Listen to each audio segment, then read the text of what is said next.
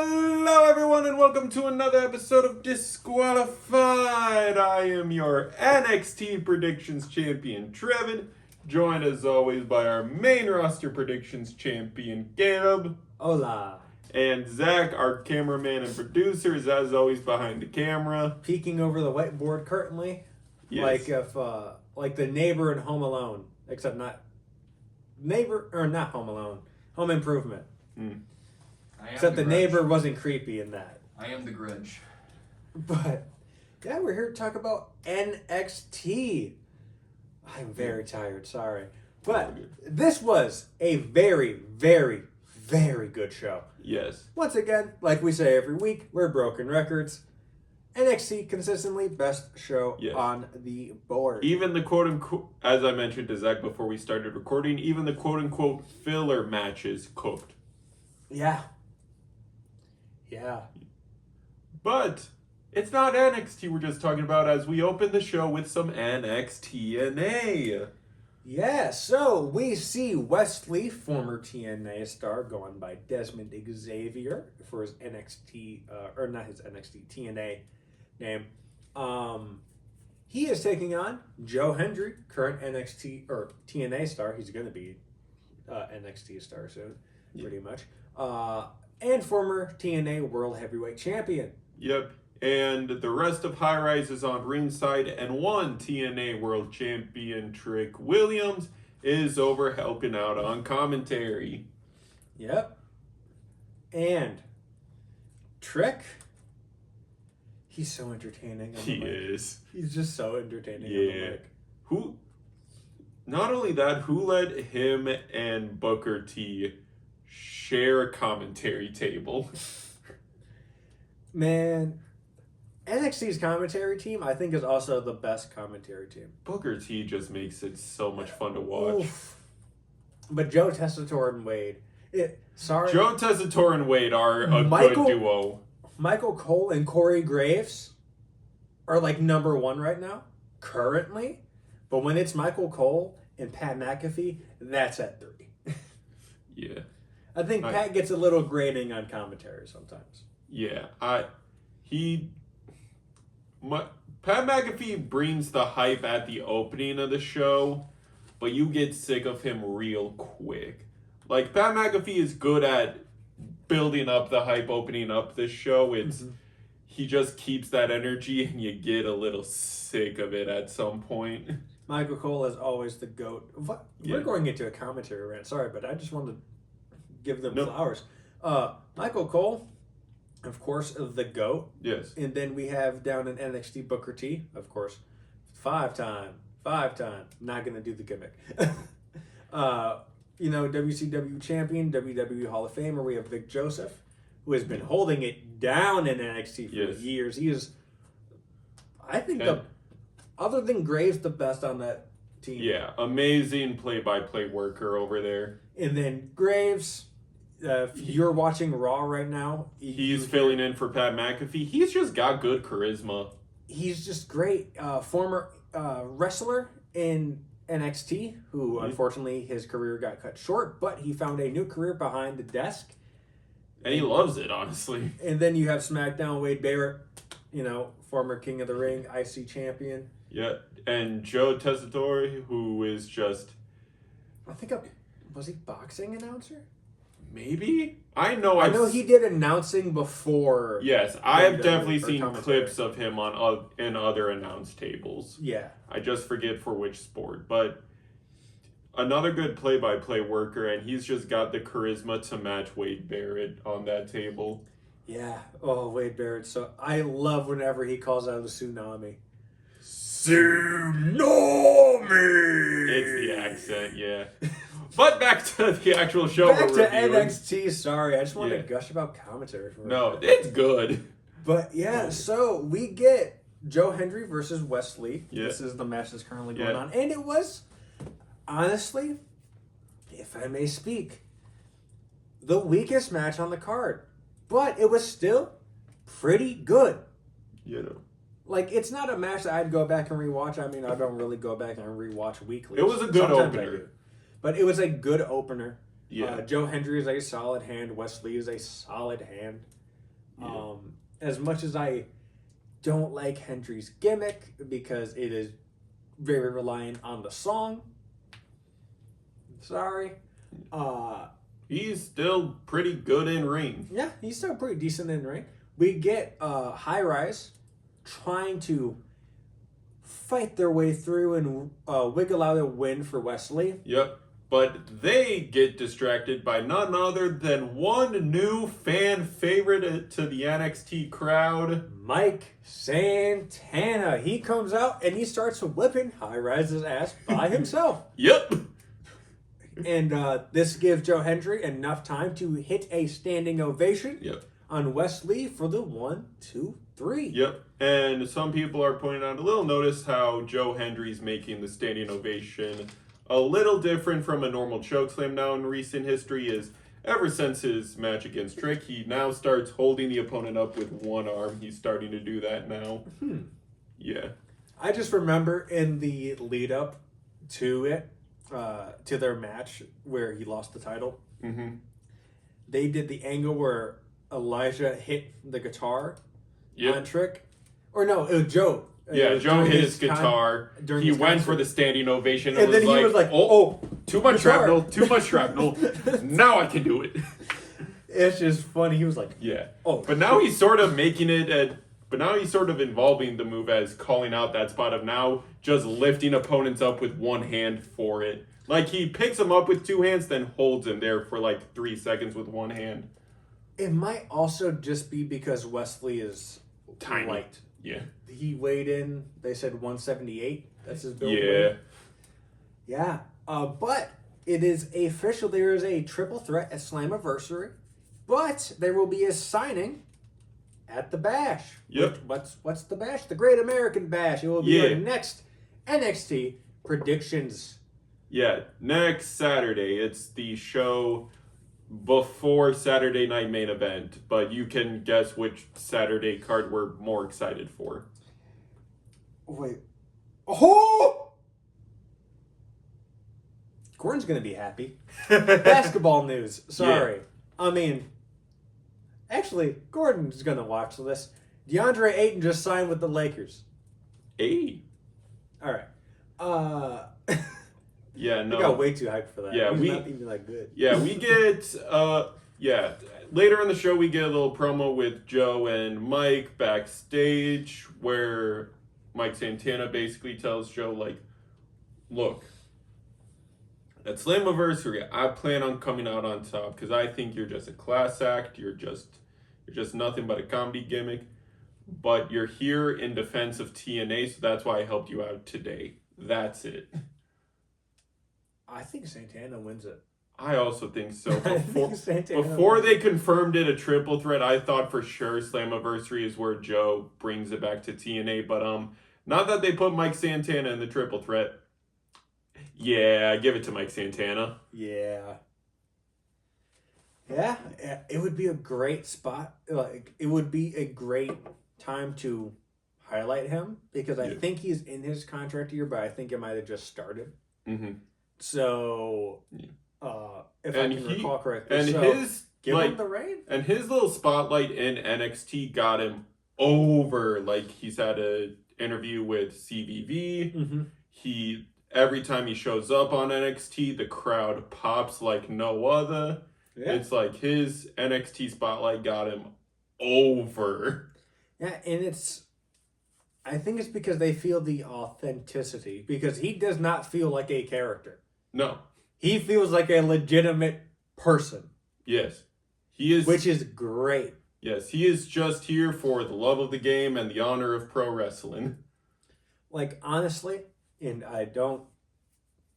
some wrestling fans might take this the wrong way. I think he would fit in well in the U.S. title scene. Like, if he was in the company, because he legitimately feels like he could squab with anyone. Mm-hmm. And I would like to see him versus Jacob Fatu. Yeah. Jacob Fatu's not champion anymore, but I want to see that match. Yes. Absolutely, honestly. Now, moving on from the opening match, we get the opening promo, I guess. Yep. It is Luca Crucifino. Yep. Luca opens the segment and he's like, Tony, get out here. I got some words. Tony comes out and he says, look, Mike Consigliere is calling me out here. Something's different now. Yep. And Luca's like, look, you got to understand that last week, that was... And then Tony cuts him off. Yeah. And he's like, look, I can't trust you. He's like, you've done two things to earn my trust, but then you've had untrustworthy actions. Yeah. And this is where Luca's like, enough. He's like, I've let you speak over me for the past 2 weeks. My turn to speak.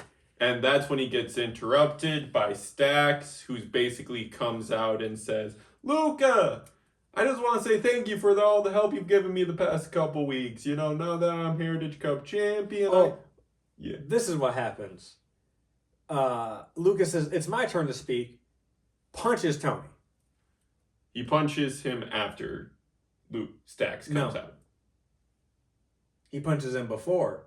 No, I think he punched him. He punches him before because then Stax comes out and he is draped on the shoulder looking down at Tony. No. And this is where Luca looks at him and punches. It's after Stax comes out because Tony starts by saying, like, see, this is what I'm talking about. I think it happened as I'm remembering it. Who knows? Yeah, but Luca punches Tony. Stax comes over, gives him a little side hug, laughing at Tony's face. Then Luca turns around, decks Stax, and is like, Luca only fights for and trusts Luca. No, he says, Luca Crucifino's trust is only in, or no. He says something to that effect. Basically, Luca's riding solo now. Mm-hmm. He's like, he's no longer for Tony. He's not allied with Stax. Luca for Luca. And he honestly got a bigger crowd reaction at the end of the segment than I think they thought he would. Yes. Like, the family's a fun story to watch. But now with the family gone... Where do they go? Where does Tony go? Cotton Eye Joe. Yeah, where is Rizzo? Yeah. But I feel like I feel like this does build up. Because people are commenting that Tony has been in NXT for a fat minute. Mm-hmm. Like, he's been in there longer than Trick. He's been in there, like... He was in there before Carmelo got there. And on the main roster. It's like... He's been in NXT for a minute. I think they're seeing if they can find a way to write him up to the main roster. Could be a surprise draft call-up. I know it's happening after SummerSlam. Yeah. So. Yeah, but as we mentioned before on this podcast, does that mean a gimmick change? Because we don't feel like the Don gimmick will work on the main roster. It'd be very dependent on where they put him. Yeah. I think with SmackDown being the more wrestling-based show, the Don would actually work. Yeah. Also, you do have a decent, like, family storylines of, like, you got the New Bloodline, you got Legado. Kinda. I'm just thinking, not so much the family thing. I'm just thinking you could make the Don work because Raw is a very story-intensive show, and you would think, well, wouldn't the story-intensive character fit on the story-intensive show? And no! You want to know why? Because he'll get drowned out because there's too many other stories going on. Yeah. SmackDown needs someone that can actually tell a story backstage and make it compelling. They have great promos, and they do their best with their backstage stuff, but... Yeah. Like Chelsea Green knocks it out the park every time. Yep. Aleister Black's getting there with how little screen time he's gotten. Yeah. R-Truth. But there's so little people that command a presence backstage when they're doing promos. Because like good majority of times people, if they're watching TV and there's a backstage promo, they're just gonna zone out. And I think that Tony going there would do wonders for him. Mm-hmm. I also think the U.S. title just needs to get beefed up. Yeah. It's in a bloodline vortex right now, and we don't like that necessarily.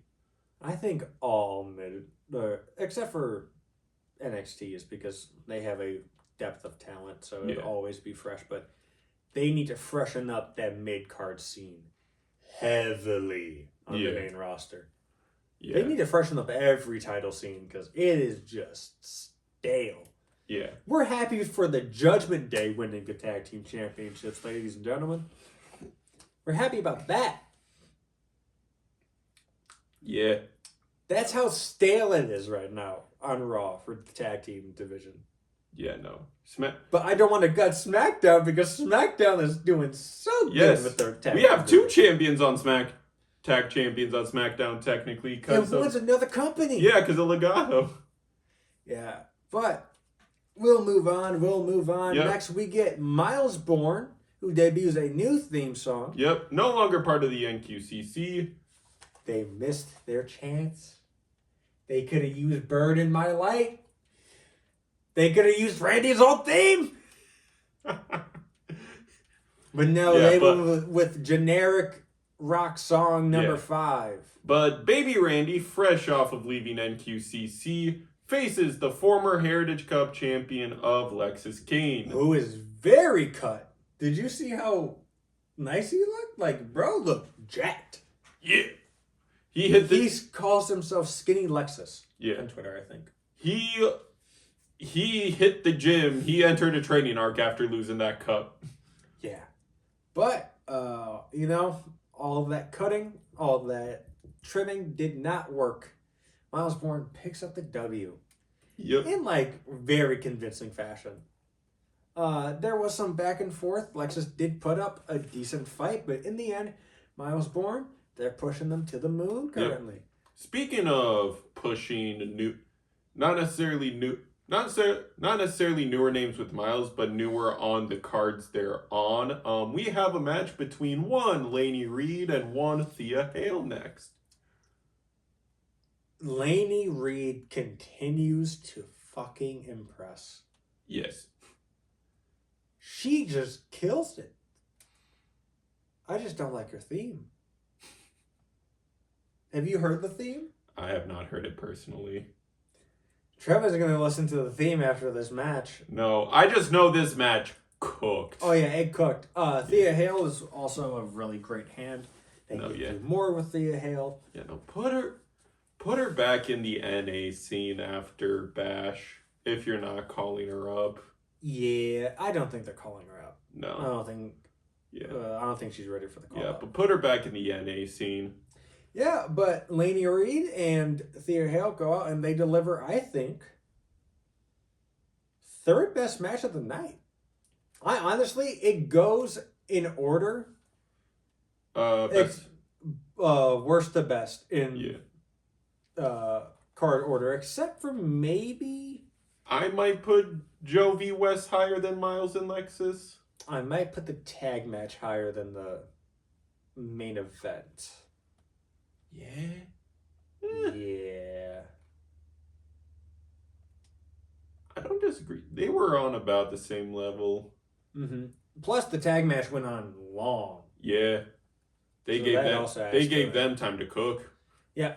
But back to this match. Lainey Reed plays the heel, picks up the win by trying to use the ropes for leverage. With her feet, ref catches her. Ref is arguing. Lainey then goes back for the pin and holds the rope out of the ref's view. And I think Thea's arm was underneath the rope, which counts as a rope break. Mm-hmm. So, Lainey picks up the win in dubious methods. So, do expect a run back soon. Yes. And now we get a run back of a conversation we had 2-3 weeks ago? Yes. It is Tavion Heights talking to Charlie, saying, look, I want out. You gave Miles the chance to fight for it. I want to fight for it. You're doing me bogus. I don't like how Charlie talks. And it's nothing wrong with how he talks. It is how he emotes when he talks. Well, Tavion, I see you want a match. Who the fuck talks like that? Like, I know I talk with my hands, and I'm very expressive, but I don't. You want a match. The British man is being too British. He's not even British. The wannabe. I mean, his dad is. This motherfucker's born in the U.S. Like, I'm not liking what they're doing to Charlie. it looks very bad Disney sitcom coded. And that's what I will leave it on. But Ooh. Charlie does say that he'll give Tavion a match next week. Charlie's losing streak continues next week. Mm-hmm. Yeah. Bro, Remember? I just figured out how to say. Yeah, he talks very weird. Remember when Charlie used to be a threat in the division? Remember when Charlie used to be cool? Yeah. Now he's the worst member of the group. And the group's not going to exist after next week. Mm-hmm. It's basically just going to be a Charlie and Ren duo, but I think Ren's gonna go do her own shit. yeah. Because he can't really hold her. It's like You can't hold her hostage with it being a do duo. an intergender match. No, yeah. But yeah. Next, we get the best match on the card, in my opinion. It is Zaruka taking on the newly formed team of Izzy Dame and Tatum Paxley. However, commentary and other things want to make it clear Tatum is not officially in the calling Yet. But she sure as hell had her spot in the opening, in the entrances. Like she's in there. Yes. But And then after the match. just But we'll get there after the match. This match cooked. yeah. I mean, all four names in this match have been doing nothing but great work. Man, I am the only reason why I get scared for people that go from tag team to tag team It's because WWE has a trend with and how they releasing release those stars. Yes. Gigi, Toxic Attraction, singles run for a bit, And then put into Chemical X. released. They've also done it with No, they've done it with other people. Ember Moon is one of those. She teamed with Shotzi. Another example of it. Dakota Kai. To some extent, Bobby Lashley. Yeah, it's just a bad sign, and I fear because Tatum can legitimately go. They just need to give her a legitimate chance to be a single star. She also has the social media presence of people protesting her release. Yeah, I don't know. It's just they don't book the women's tag division all that well. They never have. And I don't think they ever will because there's just not a lot. I feel like this is their way of getting Tatum back on our screen post releases to build her up to eventually return to the singles division. I think this is a very contrived way unless you just have Tatum turning on Izzy at some point. Yeah, that's what I mean. Because, I mean, in my opinion, I think this team, Tatum and Izzy, who do pick up the win, we're going to get to some how they do it. high spots in the match, or especially the ending. But I think they go on to Evolution and fill the NXT rep. And I think you get Tatum on that card, which is very cool. It's an honor for any woman that's on that card. Yes. But yeah, Tatum, just amazing. Literally, her first offensive move which wasn't even offensive. It was, okay, I'm in a waistlock sitting down. No, I'm in a headlock sitting down. I'm just going to float over, and put you in a waistlock. What the fuck?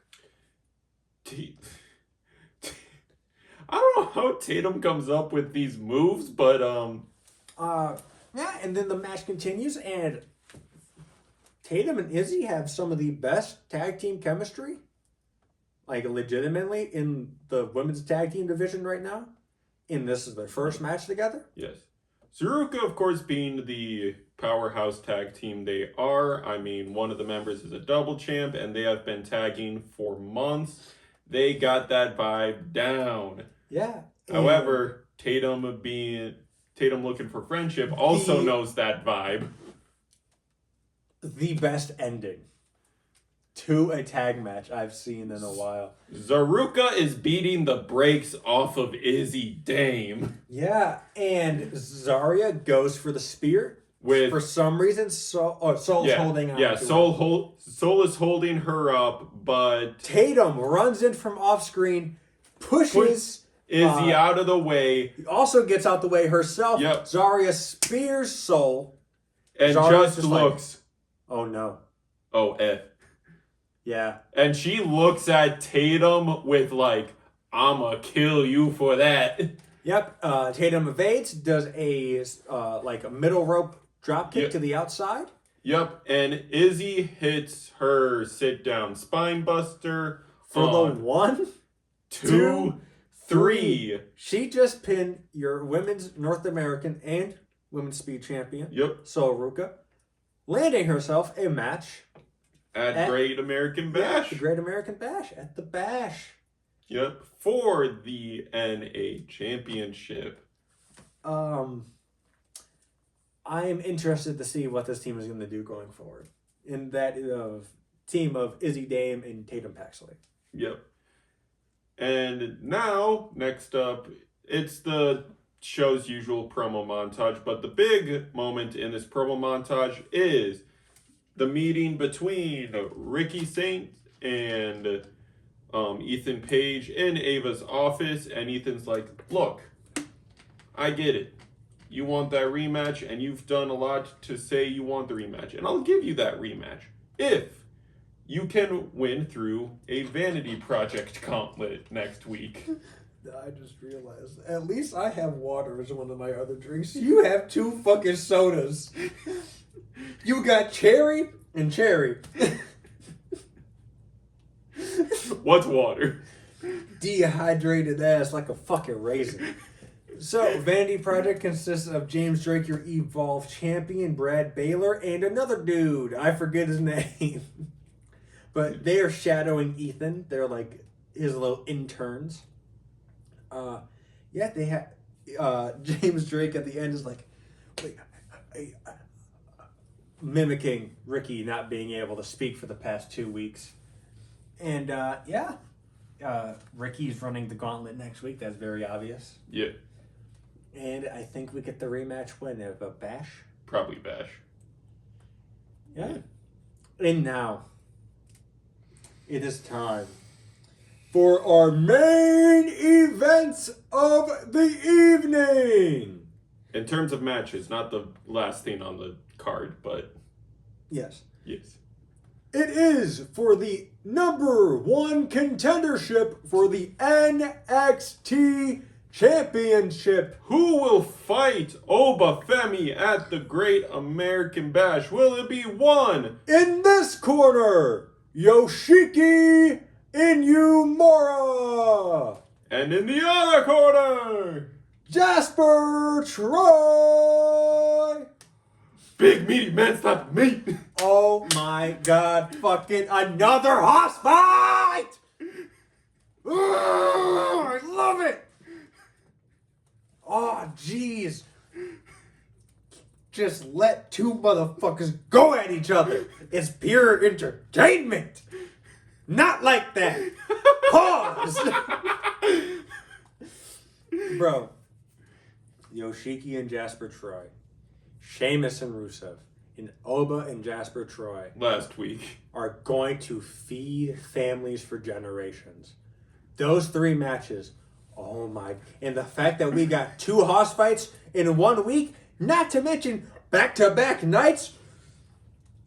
You feel like Gojo in that one scene. Oh. I'm in heaven. Hey, man. Yoshiki, just so great. He came over from Noah, and I was like, who is this dude in a tag team with Josh Briggs? And then I saw their first match together, and I was like, okay. I saw the Battle Royal that he was in, and I was like, all right. Then he won the tag team Battle Royal, and I was like, oh. Yeah. And them and Fraxium. Them and Fraxium showed us what Yoshiki could do. I am so happy. Jasper Troy, Season 1 winner of LFG in his second match? Third or fourth. Third or fourth match on the NXT roster. Just fucking kills it, man. He understands it. And I think the best thing about LFG, I mean, granted, in every iteration of Tough Enough or whatever they want to call it this time, it is they get mentored from legends. Mm-hmm.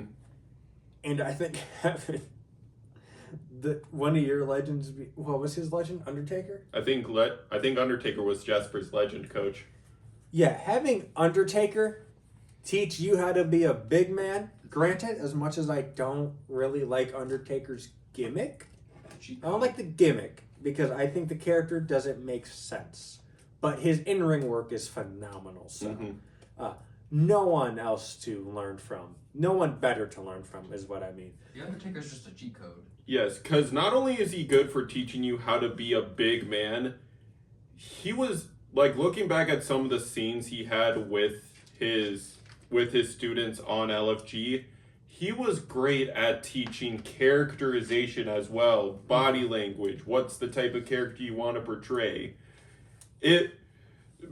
Basically expect Undertaker to sweep every season with how he coaches. He could, because I think he is the best coach. We have a new number 1 contender, though, and I think everyone's thinking, oh, it's Jasper Troy. No! Psych fuckers! It's Yoshiki Inuyamura. That man hit that big-ass splash! After kicking out of the black hole body slam. Yeah, and I was like, oh, he hit the black hole slam. 1, 2. Oh! Yeah, no, as soon as he kicked out, I was like, oh, Yoshiki's going over. Fuck yeah. Yeah. We get, at the bash, Yoshiki Inuyamura and Obafemi for the NXT Championship, and I think that might make me cry tears of joy. That is going to be the best match on the card. Fuck everything else. That is the match I'm watching for. But that will feed fucking families. But that's not the only match that might feed families on the card, as after Yoshiki and Oba stare off, Jasper gets sneak attacked by none other than one rising star, Javon Evans, cause that boy bouncy. Talking about the show has just hyped me up. I'm no longer tired. NXT is just the best fucking show. Yes, but expect them to run the ones either next Tuesday or at the Bash. Sorry, headphone users. But yeah, that's also going to be a good match. Yeah. We got Big Man versus Bouncing Boy. And I think that's going to be a very good combination. Yep. I love it. Next, we get your main event promo of the night. Mm-hmm. It is Jordan Grace coming out to talk about her journey to getting to NXT. How she feels like at this point she doesn't feel like she belongs because she doesn't know what she's doing, but she doesn't know if she can reach the top of that mountain. But when she starts, getting the confidence back, here comes your NXT Women's Champion and her lackeys. Fatal Influence JC Jane, flanked by Fallon Henley and Jasmine Nix. So, JC Jane, jeez. Mm-hmm. JC Jane comes out and she starts, straight talking.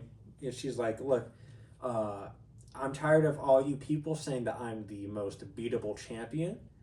And I'm tired of you people like you and Blake Monroe coming in thinking that we're going to grovel at your feet and bow down. That's not how this works here. And what's the number one rule of wrestling, Caleb? Say his name. And they appear. Yep. Here comes Blake Monroe. I think if this was Kevin Owens, Kevin Owens would be like, why'd you say his name? Why'd you say her name? Yep. But she beats the brakes off of Fatal Influence with the help of Jordan. And Ava comes out and says, at Great American Bash, it will be Jordan Grace and Blake Monroe versus JC Jane and Fallon Henley.